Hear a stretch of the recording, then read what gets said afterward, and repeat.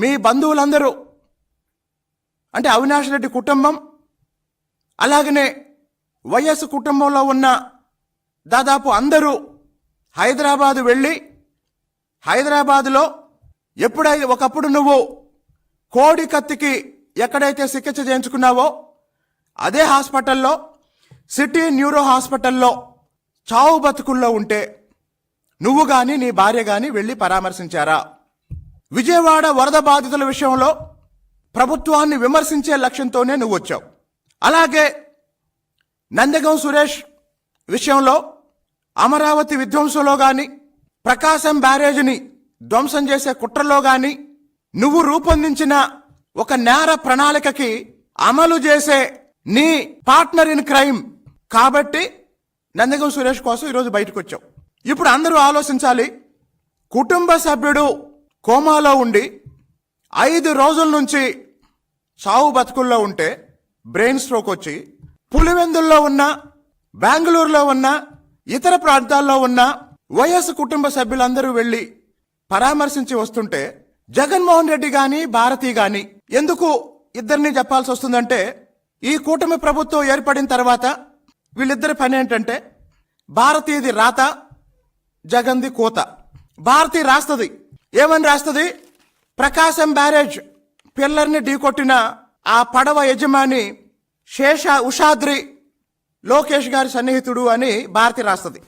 అసలు ఈ ఉషాద్రి అనే వ్యక్తి లోకేష్ గారిని కలిసిన సందర్భం ఏంటంటే, లోకేష్ గారు మా ప్రభుత్వం ఏర్పడినప్పటి నుండి ప్రజా దర్బారు నిర్వహిస్తూ ప్రజల సమస్యల్ని అడ్రస్ చేస్తూ ఆ సమస్యల పరిష్కారం కోసం అందరినీ కలుస్తున్నారు. ప్రజా దర్బార్లో ఎవరైనా రావచ్చు, అందరూ వస్తున్నారు.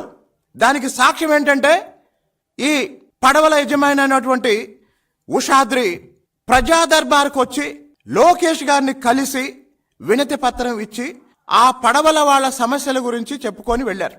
ఆ ఫోటో వేసి భారతి ఏమో రాస్తుంది, జగన్ ఏమో కూస్తాడు.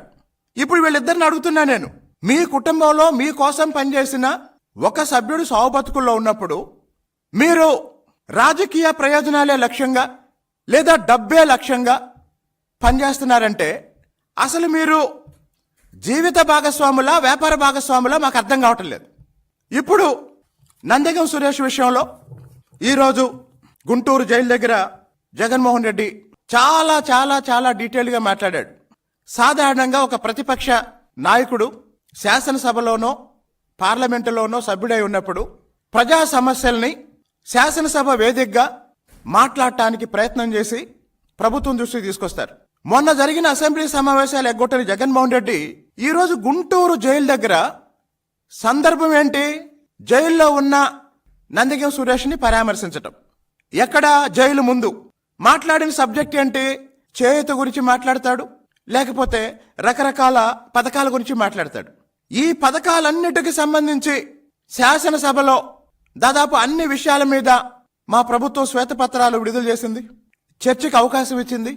ఆ రోజు పారిపోయాడు. ఈరోజు 4 పేపర్లు పట్టుకొని గుంటూరు జైలు ముందు నిలబడి ఆ పథకం ఇవ్వలేదు, ఈ పథకం ఇవ్వలేదు అని మాట్లాడుతున్నాడు.